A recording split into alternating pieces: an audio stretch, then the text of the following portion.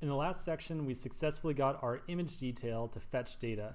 In this section, we're going to take that data and pretty it up a little bit, make this component look a little bit better. So first of all, we don't want to display anything on the page if we don't have an image yet. Remember, our image defaults to null. So we're going to handle that case.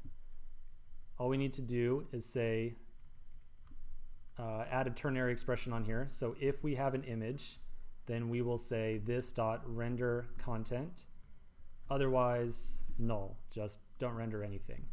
So now we'll go ahead and render content.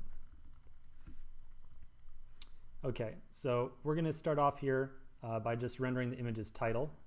So we'll return a div, and inside of here will be another div.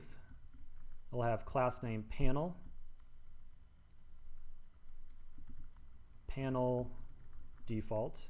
Oops, there we go.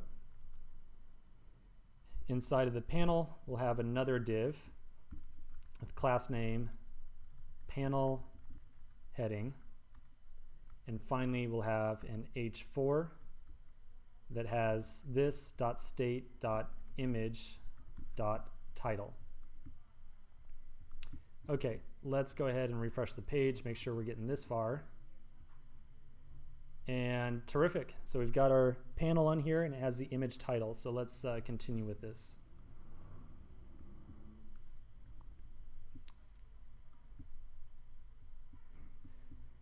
I want to just remind you that the image that we're using here can be either a video or an image, and we need to capture the case or either case here. So we're going to go ahead and add a another div in here. Oops.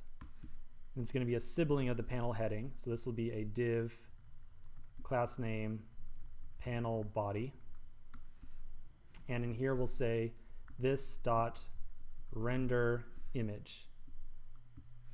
And again, we're doing this because we need to capture the case that this is not an image, but actually a video again. And so after we place the render image on here, before completing render image, let's do one more div just to wrap this up. We'll say class name is panel footer. And inside of here, we'll place an h5 and say this dot state dot image dot description. And this is going to be the description of the image. Okay, going back to render image down here, if you recall, each image has a property animated, and that tells us whether or not the video is animated. So we're going to use that flag again to decide whether to render a video or an image tag. We'll go ahead and we're just going to say if this dot state dot image dot animated, then we're going to go ahead and do some video stuff. Else we'll do the easy case first. It's just going to be an image with source this dot state dot image. In this case, we're going to use the full image size. So on the image preview that we did before, we crafted our own link, and we did that because we wanted a more compressed version of the image. In this case, we're going to use a direct link to the image itself. So this will bring up the image at the high or the native quality, or the quality at which it was intended to be uploaded at. So it should be, the image itself should look pretty nice. In the case that the image is a video, we're going to return a video tag again, and we're going to do a couple more of the same properties on here. We'll preload autoplay,